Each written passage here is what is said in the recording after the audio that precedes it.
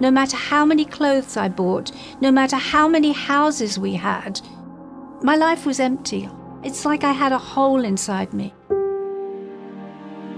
My parents were not happily married.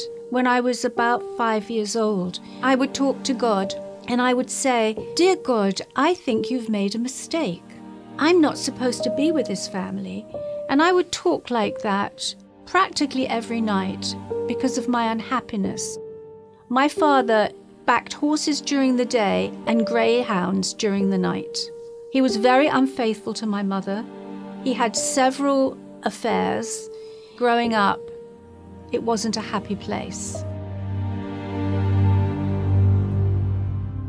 Well, as time went by, I met the man that I was going to marry. He actually managed a young man called Jack Wilde. Soon after that, he was introduced to a band called Yes. They went on the road with the first concerts in America. But as the tour went on, Yes's album started to climb and climb and climb and do so well. The joy of it was short-lived because I had to live my life myself.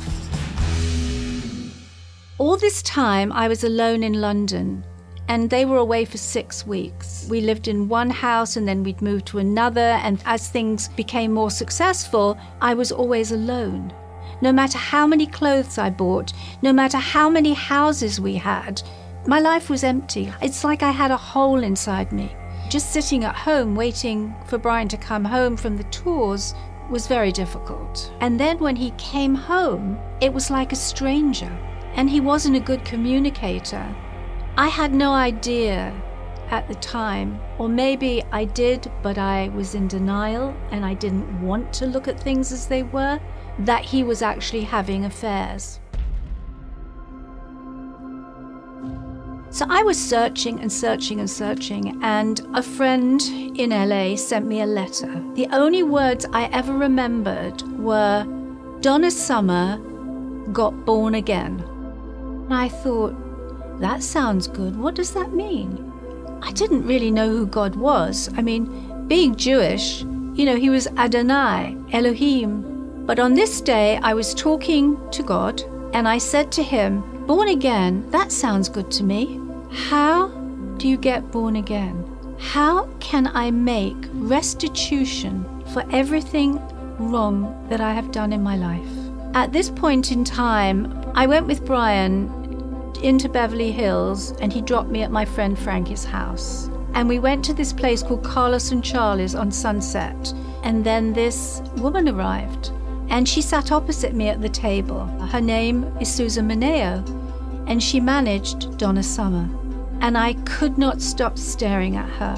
So I said to her, "Susan, can I ask you a question?"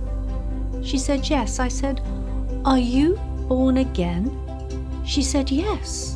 And I looked at her and I said, "You have something that I want, and I know that I can't buy it with money."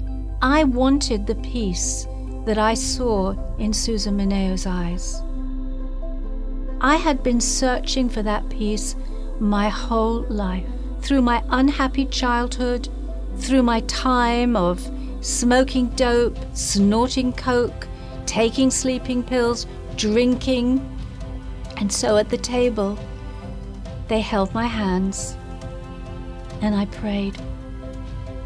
I accepted Yeshua. That's just the beginning. When Brian found out that I had received the Lord, he went crazy. "What are you doing? You're Jewish. This is all anti-Semitism, blah, blah, blah, blah, blah, blah." I never really talked to Brian about what was in the Bible.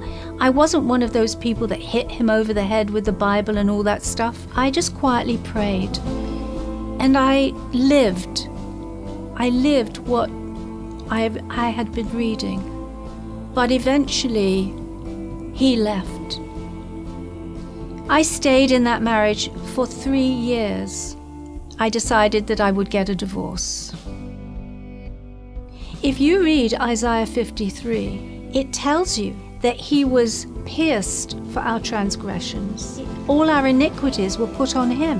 And those stripes that were on his back are the very things that heal us. Because I was so lost in my heart, I know this to be true.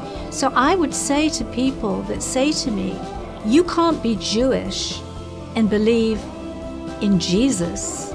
I would say, I'm Jewish and I do believe in Jesus.